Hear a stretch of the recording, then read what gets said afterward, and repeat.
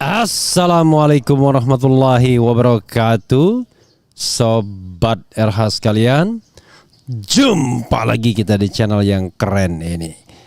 Keren cadas ya sobat semuanya. Sekarang kita bahas soal yang terkait dengan KPU, Komisi Pemilihan Umum, yang diduga ya merupakan aktor di balik kecurangan proses atau tahapan pemilu. Luar biasa kan? Kalau ini terbukti maka tidak ada cara lain kecuali memberhentikan Komisi Pemilihan Umum, karena belum apa-apa sudah menjadi aktor kecurangan. Coba kita bacakan, ada pernyataan dari koalisi NGO ya, terdiri dari Perludem, ICW, kemudian Negrit, kemudian PSHK dan lain sebagainya. Jadi mereka membuat siaran pers, Koalisi Masyarakat Sipil Kawal Pemilu Bersih. Perkembangan pos pengaduan kecurangan verifikasi faktual partai politik, aduan ramai, anggota KPU RI harus diperiksa. Oke, kita bacakan ya. Ini adalah siaran pers yang ditandatangani oleh 10 institusi, yaitu Perkumpulan untuk Pemilu dan Demokrasi, Perludem, kemudian Indonesia Corruption Watch, kemudian Network for Democracy and Electoral Integrity, kemudian Pusat Studi Hukum dan Kebijakan, Constitutional and Administrative Law Society, Forum Komunikasi dan Informasi Organisasi Non-Pemerintah, Pusat Studi Konstitusi Universitas Andalas, Firma Temis Indonesia, Amar Law Firm, dan Komite Pemantau Legislatif. Menarik ya, ada firma juga yang bergabung. Kita bacakan ya. Bukannya menjadi contoh yang baik, Komisi Pemilihan Umum Republik Indonesia KPU RI justru diduga keras menjadi aktor di balik kecurangan tahapan penyelenggaraan pemilu. Bagaimana tidak, proses verifikasi faktual partai politik yang diselenggarakan di seluruh Indonesia beberapa waktu lalu tercemar karena diwarnai praktik manipulasi data. Oke, intervensi bahkan intimidasi dari jajaran petinggi KPU RI. Alih-alih ditunda atau dievaluasi, penyelenggara pemilu pada tingkat pusat tetap melangsungkan agenda penetapan partai politik peserta pemilu 2024 ya. Ini memperlihatkan kultur otoritarianisme serta anti kritik mulai tumbuh dan berkembang di KPU RI. Kultur anti kritik, otoriter, atau kultur intervensi yang diintervensi ya, atau kultur ketakutan akan kehilangan jabatan, atau kultur ketakutan kehilangan kenikmatan hidup ya dengan jabatan. Sebagaimana diketahui, satu pekan ini kotak Pandora kecurangan proses verifikasi faktual partai politik yang dilakukan KPU RI perlahan terbuka. Berbagai praktik penyimpangan terjadi dan disinyalir atas instruksi langsung dari penyelenggara pemilu di tingkat pusat. Atas dasar itu, Koalisi Masyarakat Sipil Kawal Pemilu Bersih membuka pos pengaduan kecurangan verifikasi faktual partai politik pada pekan lalu. Hasilnya sudah bisa ditebak, indikasi kecurangan terlihat.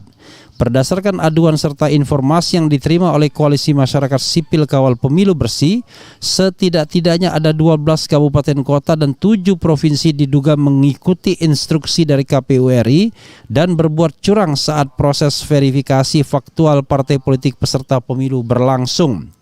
Jika ini benar, tentu dengan adanya proses pendalaman lebih lanjut, tidak salah kemudian disimpulkan kejahatan terstruktur, sistematis, dan masif yang dilakukan oleh penyelenggara pemilu telah terjadi. Berdasarkan informasi yang diterima oleh koalisi, berikut uraian kronologi indikasi kecurangan proses verifikasi faktual partai politik. 1. Pada tanggal 5 November 2022, setelah melakukan verifikasi faktual partai politik, KPU Kabupaten Kota menyerahkan hasil verifikasi faktual ke KPU tingkat provinsi. Pada tanggal 6 November 2022, KPU Provinsi melakukan rekapitulasi hasil verifikasi faktual partai politik untuk seluruh kabupaten kota melalui aplikasi Sistem Informasi Partai Politik atau SIPOL. Pada tanggal 7 November 2022, sedianya waktu ini dijadwalkan untuk agenda penyampaian hasil rekapitulasi verifikasi faktual partai politik oleh KPU Provinsi kepada KPU RI. Praktek indikasi kecurangan pertama dilakukan oleh anggota KPU RI dengan cara mendesak KPU Provinsi melalui video call untuk mengubah status verifikasi partai politik dari yang awalnya tidak memenuhi syarat berubah menjadi memenuhi syarat. Namun rencana ini terkendala karena beberapa anggota KPU daerah baik provinsi, kabupaten, kota tidak sepakat melakukan kecurangan tersebut. Model intervensi pun berubah, kali ini melalui Sekretaris Jenderal KPU yang disinyalir memerintahkan Sekretaris Provinsi untuk melakukan hal serupa. Caranya, Sekretaris Provinsi memerintahkan pegawai operator SIPOL baik kabupaten kota untuk mendatangi kantor KPU Provinsi kemudian diminta mengubah status verifikasi partai politik. Kabarnya Sekretaris Jenderal sempat berkomunikasi melalui video call untuk menginstruksikannya secara langsung disertai dengan ancaman mutasi bagi pegawai yang menolak. Ya. Dugaan kecurangan sebagaimana digambarkan pada pada uraian di atas menunjukkan praktik lancung, manipulatif dan koruptif dilakukan selama proses verifikasi faktual partai politik. Model kepemimpinan kelembagaan semacam ini tentu tidak bisa dibenarkan. Selain akan merusak integritas pemilu, juga berdampak pada kepercayaan masyarakat terhadap penyelenggara pesta demokrasi 2024 mendatang. Berdasarkan informasi yang dihimpun oleh koalisi, dugaan intimidasi dari KPU RI kepada KPU daerah melalui dua cara. Pertama, ancaman mutasi yang ditujukan kepada pegawai KPU daerah jika menolak instruksi untuk mengubah status verifikasi partai politik. Kedua, intimidasi terhadap jajaran KPU daerah terkait proses seleksi calon anggota KPU daerah yang akan digelar tahun 2023. Sederhananya, jika menolak instruksi maka tidak akan dipilih sebagai anggota KPU daerah mendatang. Dajjal ya. Penting diketahui pada tahun 2023 setidaknya 24 provinsi akan menggelar pemilihan anggota KPU yang baru dengan total berjumlah 136 orang. Sedangkan pada tingkat kabupaten kota terdapat pemilihan sebanyak 317 daerah dengan jumlah 1.585 orang.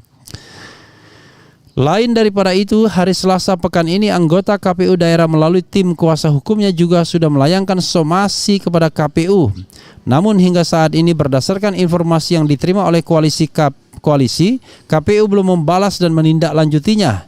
Atas dasar hal tersebut, maka langkah lanjutan dari proses itu adalah melaporkan anggota KPU RI ke Dewan Kehormatan Penyelenggara Pemilihan Umum Republik Indonesia dalam waktu dekat, dan mudah-mudahan DKPP-nya yang notabene pilihan pemerintah dan DPR tak masuk angin ya. Atas dasar serangkaian permasalahan tersebut, Koalisi Masyarakat Sipil Kawal Pemilu Bersih menuntut agar 1. Komisi Pemilihan Umum Republik Indonesia mengaudit besar-besaran SIPOL dan menyampaikannya secara terbuka kepada masyarakat. Komisi 3 DPR RI memanggil Komisi Pemilihan Umum Republik Indonesia sebagai bentuk menjalankan mandat pengawasan untuk mengklarifikasi temuan Koalisi Masyarakat Sipil Kawal Pemilu Bersih. Masih percaya jika kemudian ditemukan adanya pelanggaran atau kecurangan dalam proses verifikasi faktual partai politik, koalisi juga turut mendesak Komisi 3 DPR RI memanfaatkan kewenangannya berdasarkan pasal 38 ayat 1 huruf B Undang-Undang Nomor 7 Tahun 2017 tentang Pemilihan Umum untuk merekomendasikan pemberhentian anggota Komisi Pemilihan Umum Republik Indonesia yang berbuat kecurangan. Ya. Presiden Joko Widodo memastikan penyelenggaraan pemilihan umum 2024 tidak dicemari dengan praktik intimidasi, kecurangan, koruptif, dan manipulatif. Ini penting sebagai bukti konkret komitmen Presiden sebelum nanti menanggalkan jabatannya pada tahun 2024 mendatang. Penting untuk disampaikan, Koalisi Masyarakat Sipil Kawal Pemilu Bersih bergerak mengadvokasi isu ini dengan tetap melandaskan pada nilai independensi dan objektivitas. Selain itu, koalisi juga mendukung penuh penyelenggaraan pesta demokrasi tetap sesuai dengan jadwal yang telah disepakati sebelumnya, yaitu Februari 2024 mendatang. Hal yang penting untuk didorong adalah memastikan kelembagaan KPU tidak diisi oleh orang-orang bermasalah. Jakarta 18 Desember 2022, Koalisi Masyarakat Sipil Sipil Kawal Pemilu Bersih, satu perkumpulan untuk pemilu dan demokrasi atau dalam kurung Perludem ya. Kemudian Indonesia Corruption Watch (ICW), Network for Democracy and Electoral Integrity (NetGrid), Pusat Studi Hukum dan Kebijakan (PSHK), Constitutional and Administrative Law Society, Forum Komunikasi dan Informasi Organisasi Non-Pemerintah, kemudian 7 Pusat Studi Konstitusi Unitas Andalas (Pusako), Firma Temis Indonesia 8, kemudian Amar Law Firm, Komite Pemantau Legislatif. Ini kontak person ada di sini, Kurnia Ramadana ICW 081260606792, kemudian Ibnu Syamsu Firma Temis Indonesia 082286820201, kemudian M Nur Ramadan PSHK 085715458265, kemudian Fadli Ramadhani Perludem 085220798994. Ya, sobat era sekalian, itu tadi yang terkait dengan ini ya, koalisi masyarakat untuk pemilu, koalisi masyarakat sipil kawal pemilu bersih ya, gitu. KMS KPB. Mereka nggak kreatif ya, mestinya dikasih akronimnya biar mudah untuk diingat ya. Sobat era sekalian, itu yang ngeri-ngeri sedap ya.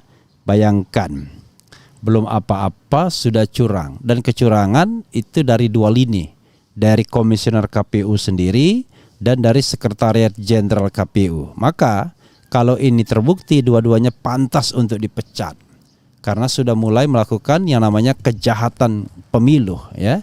Ini kriminal ya, tetapi kriminal dalam konteks berpemilu, dan ini jauh lebih dahsyat dibandingkan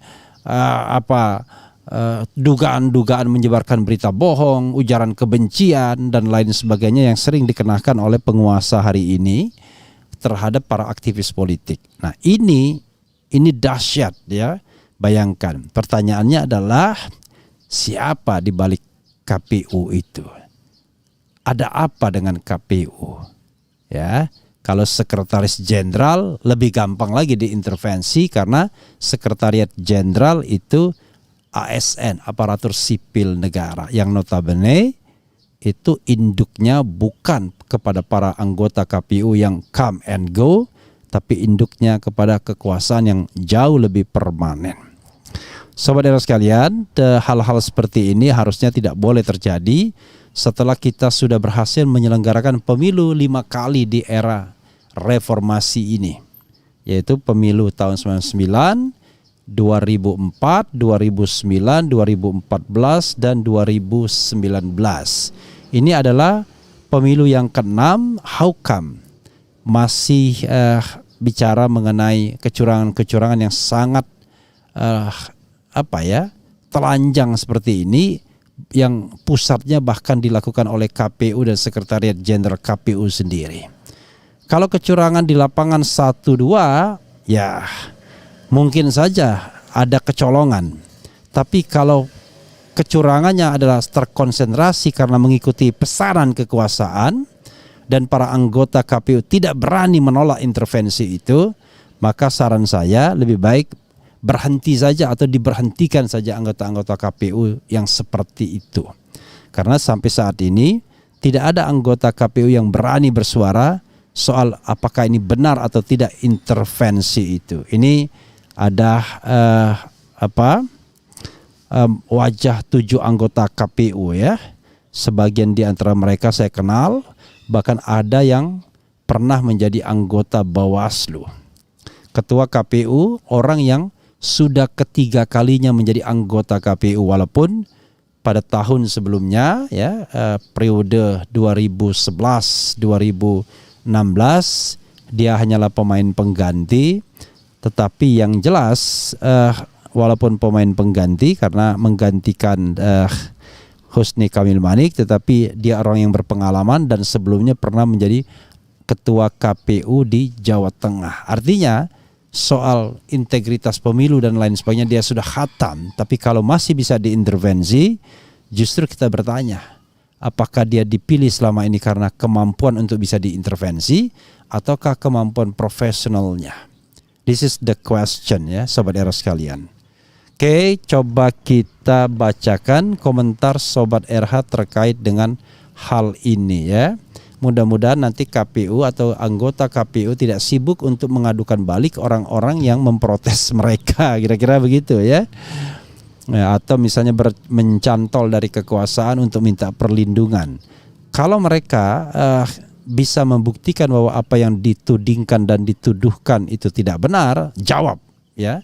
Tinggal jawab, tinggal buktikan ya, hadapi forum DKPP, hadapi pengaduan di Bawaslu dan lain sebagainya dan lain sebagainya. Oke, Sobat Era sekalian, kita bacakan ya sekali lagi, berhentilah berpikir tentang sepak bola, selesai. Jadi sepak bola menyatukan kita, tapi tak ada Indonesia di sana ya. Kita hanya menikmati Maradona, kemudian kita hanya menikmati Lionel Messi ya, bintang dari Amerika Latin ya. Jadi Argentina menjadi 3 kali juara dunia ya di era modern setelah Piala Julius Rimet diambil oleh Brazil ya, World Cup tahun 78 dengan bintangnya Mario Kempes nomor 10. Kemudian tahun 86 dengan bintangnya Diego Armando Maradona nomor 10. Dan sekarang Lionel Messi dengan nomor 10 juga. Bedanya sedikit saja bahwa pada tahun 78 Mario Kempes itu top scorer. Kemudian Maradona juga top scorer. Dan Messi sayang unfortunately golnya dilampaui Kylian Mbappe. Tapi sesungguhnya Messi lebih banyak golnya dibandingkan Mario Kempes dan Diego Armando Maradona yang kalau tidak salah mereka cuma bisa mencetak 6 gol sementara Messi 7 gol ya. Messi ya. Sahabat RH, kita bacakan komentar Sobat RH terkait dengan ini ya, sambil menunggu antusiasme dari Sobat RH yang barangkali masih sebagian terlelap. I don't like Monday because semalam nonton sepak bola, tapi kan tidak malam-malam amat. Jam 1 sudah selesai dan kita tetap dengan komitmen semula untuk live pada pukul 6 seperti ini. Dan nanti Sobat Era sekalian, saya ada acara nonton bareng film Tegar ya. Itu cerita tentang anak kebutuhan khusus dan saya kebetulan ya karena punya anak kebutuhan khusus diundang untuk nonton dan nanti insya Allah didownload untuk memberikan kata sambutan atau catatan akhir ya setelah menonton itu.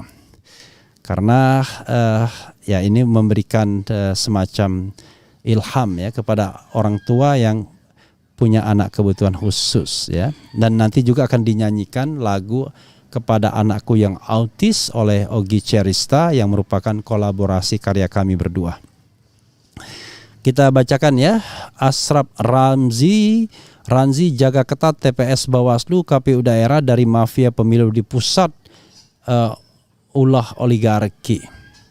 Kemudian good morning Bang Refli, Malaysia hadir ya. Jangan-jangan sudah ada kardus yang sudah berisi surat suara untuk memenangkan boneka dungu pilihan oligarki.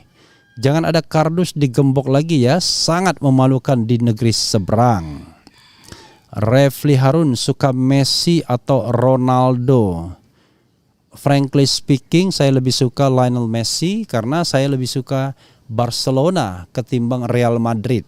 Jadi ketika mereka di sana, saya adalah fans Barcelona dan kalau klub Barcelona dan kalau tim Brazil ya. Oke. Setelah Piala Dunia selesai, apakah Pak Refli Harun kembali live 2 kali lagi pagi dan malam? Ya insya Allah saya tidak ada ikatan ya, live saya bisa pagi, bisa malam, bergantung pada situasinya. Tetapi kalau pagi insya Allah, karena itu akan menjadi sebuah kebaikan ya, yang sudah kita mulai dan kita kerjakan 2 bulan terakhir. Kalau soal sore dan malamnya itu lihat situasi dan kondisi. Kemudian kalau masih ada juga kardus digembok, artinya masih ada kecurangan lagi. Untuk mengawal pemilu, Jurdil harus ada pengawasan ekstra ketat. Kalau tidak, kecurangan masif, sistematis dan struktural pasti terjadi. KPU harus dikawal ketat oleh kubu Anies Baswedan. Nah, ini soal beda lagi ya. Awas, KPU sudah digenggam tangan oligarki.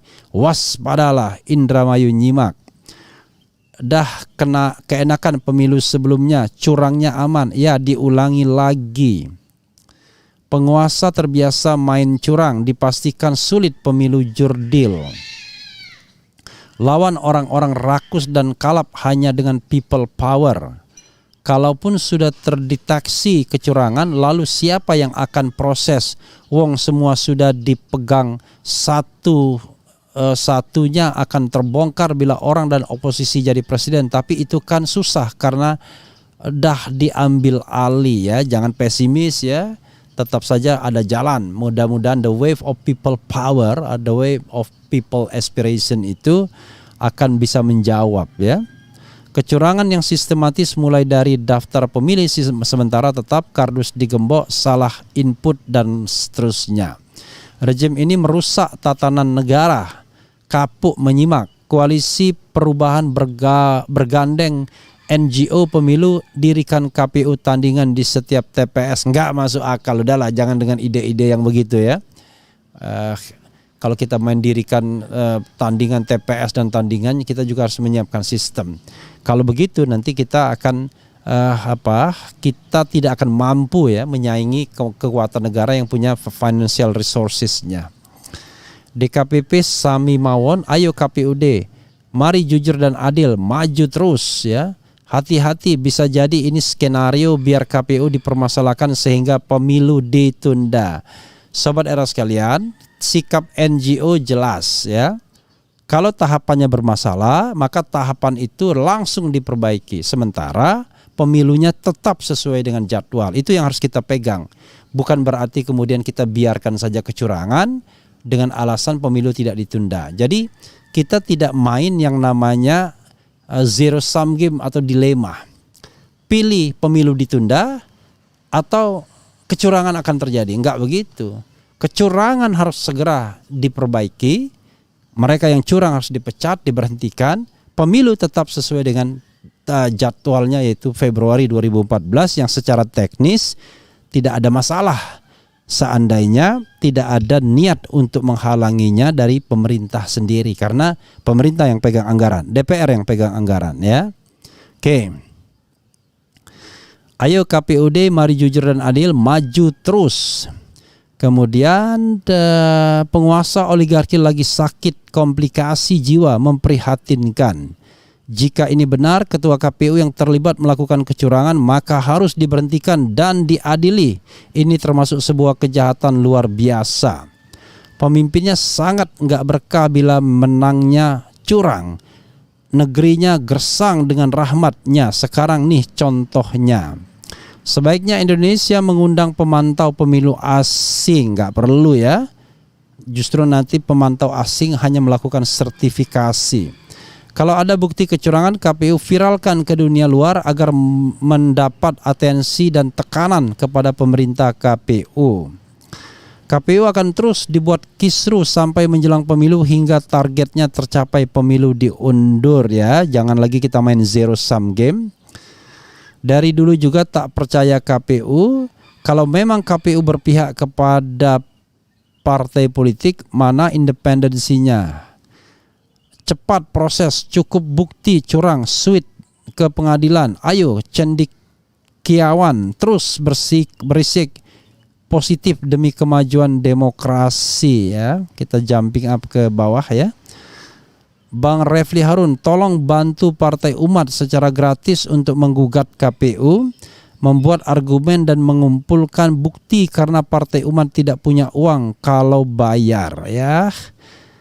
Sobat, Teguh Santoso, sobat era sekalian, saya di awalnya mau dijadikan leading lawyer ya untuk Partai Umat, tetapi rupanya komunikasinya tidak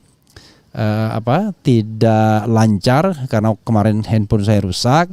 Tapi setelah saya pikir-pikir sudah banyak yang membela Partai Umat, dan biarkan saya untuk menjadi media yang memberitakan kebenaran dan kebaikan. Jadi ini bukan soal hanya pembelaan Partai Umat, tetapi ini adalah pembelaan pemilu yang jujur dan adil. Nothing to do with Partai Umat atau partai-partai lainnya, tapi ini adalah bagaimana menegakkan aturan pemilu agar pemilu itu jujur dan adil. Saya bingung ormas 5 menitan APCD yang melaporkan Pak Anies. Oke, ini beda lagi ya. Oke. Itu saja sobat Ersilian, petugas KPU yang soleh mundur saja karena siapa tahu ada paksaan dan Anda nggak kuat ya. Pilpres 2014 sampai saat ini dan kapanpun kami masih meyakini jika Pilpres saat itu juga dicurangi. Kami yakin jika Prabowo lah yang menang, susah melawan rezim. Itu soal lain ya, karena sekarang Prabowo Subianto sudah menjadi bagian dari rezim hari ini juga ya. Oke. Siap saudara sekalian, itu saja ya apa yang disampaikan oleh koalisi LSM ini betul-betul jelas, tegas, dan kemudian kita akan lihat bagaimana tindak lanjut ke depannya. Dan mudah-mudahan mereka juga tidak masuk angin ya. Tetapi saya yakin dengan track record NGO selama ini yang berani bersuara, dan kemudian apalagi suara itu didasarkan fakta dan data yang mereka dapatkan atau terima. Wassalamualaikum warahmatullahi wabarakatuh. Ciao.